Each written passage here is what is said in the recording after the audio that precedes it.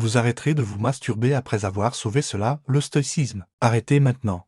Stoïcisme. Et à mon stoji, but it doesn't have to be or. Avant de commencer, je tiens à m'excuser pour la couverture exagérée. Mais j'avais besoin d'attirer votre attention sur ce fléau du siècle qui affaiblit et nuit à tous, nos jeunes et adultes, et qui nous laisse sans volonté. Dans cette vidéo, vous comprendrez ce qui se passe dans notre cerveau, scientifiquement et philosophiquement, et ce que le stoïcisme a à nous enseigner sur cette addiction et comment elle nuit à nos pensées. Et n'oubliez pas de vous abonner à notre chaîne et d'activer la cloche pour ne rien manquer. Maintenant, commençons. La médecine actuelle est assez claire en affirmant que la masturbation est quelque chose de tout à fait normal, non seulement chez les humains, mais aussi chez les chiens et autres mammifères. Cependant, cette vision de la masturbation comme quelque chose de normal n'a pas toujours été ainsi. Autrefois, on pensait que la masturbation était immorale, surtout chez les hommes, car la production improductive de sperme empêchait les personnes de se reproduire. Dans le cas des femmes, on pensait que la masturbation pouvait les éloigner des hommes en leur procurant du plaisir par elles-mêmes et sans aide. À cette charge morale s'était ajoutée une charge physique. On a commencé à dire que la masturbation causait des maladies. Il n'était donc pas recommandé de la pratiquer. Mais revenons au présent. Que savons-nous sur la masturbation, en particulier pour les hommes qui souffrent d'insomnie? Ce que l'on sait, c'est qu'elle favorise le sommeil. L'Institut français de la santé et de la recherche médicale a conclu que le cerveau des hommes désactive le désir sexuel après l'orgasme. Le cortex cérébral, la zone responsable de la pensée consciente, se repose une fois que l'homme atteint l'orgasme. Cela annule non seulement le désir de continuer à avoir des relations sexuelles, mais facilite également le sommeil. C'est pourquoi de nombreux hommes s'endorment après l'acte sexuel. Mais quel est le problème alors? Qu'est-ce qui ne va pas? Eh bien, un piège est caché derrière l'un de ces avantages. Et si vous suivez régulièrement cette chaîne, vous comprendrez de quoi je parle. La masturbation libère de la dopamine dans votre cerveau. Cette hormone est responsable de nous faire nous sentir mieux, de nous apporter du calme, du soulagement, du stress et une sensation de récompense. Cela est provoqué par la dopamine et c'est tellement plaisant que certaines personnes deviennent accros. Le manuel de diagnostic et de statistique des troubles mentaux a incorporé en 2017 un nouveau trouble appelé trouble de l'hypersexualité. Il classe la masturbation excessive dans la catégorie des troubles obsessionnels compulsifs, c'est-à-dire une autre addiction qui conduit à la destruction mentale et aussi familiale. Une consommation excessive de pornographie. Ce sont des moyens que votre cerveau, saturé de dopamine, trouve pour obtenir du plaisir. Faites attention.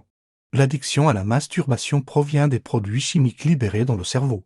Et à mesure que notre cerveau s'adapte à la libération de ces produits chimiques, il ressent le besoin de trouver continuellement la cause de la stimulation. Votre cerveau commencera à demander de plus en plus de dopamine pour obtenir le même plaisir qu'il a ressenti la première fois.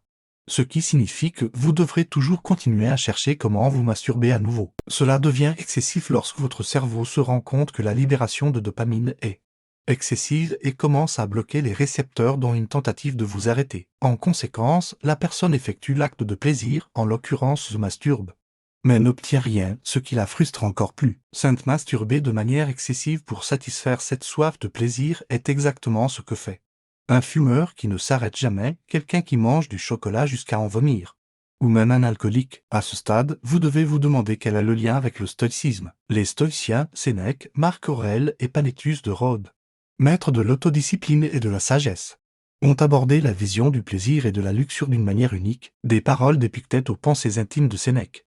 Ils ont exploré les profondeurs des passions humaines, un héritage qui continue de nous captiver. Pour les stoïciens, la masturbation n'était pas seulement une quête de satisfaction charnelle, mais aussi une opportunité d'explorer les limites du corps et de l'esprit. Ils la considéraient comme un exercice de connaissance et un chemin vers la véritable liberté. Dans leur philosophie, la maîtrise des passions et des plaisirs terrestres était une conquête qui élevait l'esprit humain. Épictète affirmait que ce n'étaient pas les nuits de plaisir, mais l'autodiscipline qui distinguait un homme bon. Dans ce contexte, la capacité à profiter du plaisir en le comprenant et en le maîtrisant fait la différence chez quelqu'un qui a atteint un niveau plus élevé de conscience de soi. Au lieu d'être esclaves de nos désirs, nous devons en être les maîtres, comme nous le rappelle Sénèque avec sa perspective philosophique. La réflexion stoïque sur la masturbation ne consiste pas simplement en une répression, mais en une compréhension profonde et en une maîtrise de soi. Cela se traduit par la capacité de diriger nos émotions vers un voyage de conscience de soi. Cela ne réside pas seulement dans la satisfaction momentanée, mais dans la compréhension, l'acceptation et l'embrassement de nos inclinations les plus profondes. Du point de vue stoïque, chaque action a des conséquences non seulement pour nous-mêmes, mais aussi pour l'ordre naturel de l'univers, lorsque nous nous laissons emporter par nos désirs les plus intenses, comme dans le cas d'une masturbation incontrôlée. Nous perdons cette connexion harmonieuse avec la nature, si chère aux stoïciens. Nous devenons prisonniers de nos désirs, nous nous éloignons de la véritable sérénité intérieure. La masturbation compulsive peut déclencher une tourmente émotionnelle en nous ou la culpabilité.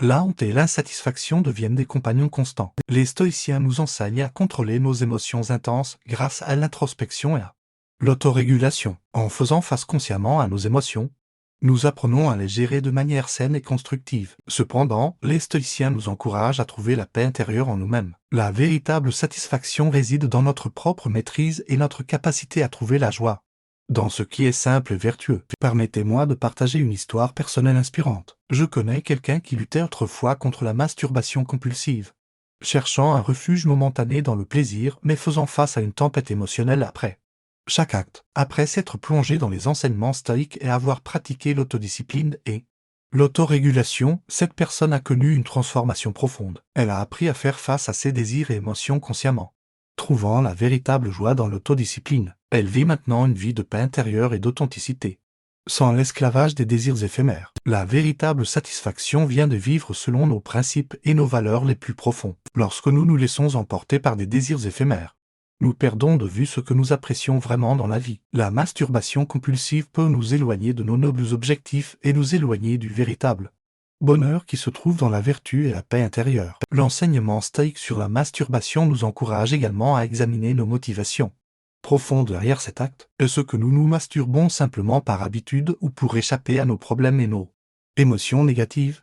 Les stoïciens nous poussent à développer une conscience de soi afin de comprendre nos véritables motivation et d'apporter des changements positifs dans notre vie. De plus, le stoïcisme nous rappelle que le plaisir éphémère de la masturbation ne peut pas rivaliser avec la satisfaction durable qui vient de la cultivation de la vertu et de la réalisation de nos objectifs les plus importants. Nous devons nous concentrer sur ce qui a une valeur réelle dans notre vie et ne pas laisser les désirs transitoires nous distraire de notre véritable chemin vers la sérénité intérieure. Les stoïciens enseignent également l'importance de la maîtrise de soi dans tous les aspects de notre vie, y compris la gestion de nos pulsions sexuelles. Ils considèrent que la satisfaction sexuelle ne doit pas être recherchée à tout prix, mais plutôt être contrôlée et canalisée de manière vertueuse. La masturbation excessive peut être considérée comme une manifestation de notre manque de maîtrise de soi, cédant à nos désirs immédiats au lieu de chercher une satisfaction plus profonde et durable. De plus, les stoïciens soulignent l'importance de la discipline mentale et de la concentration sur les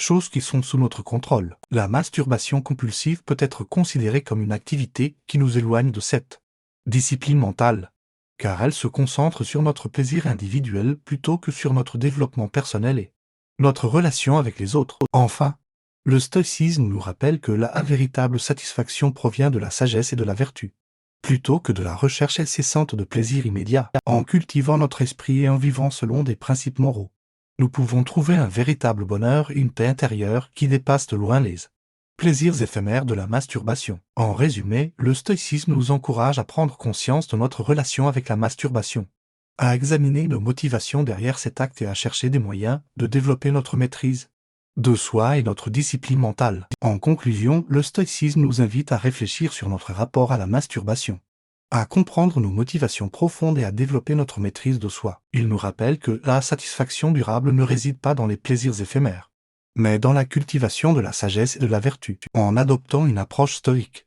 nous pouvons trouver la paix intérieure et la véritable joie qui transcende les désirs transitoires.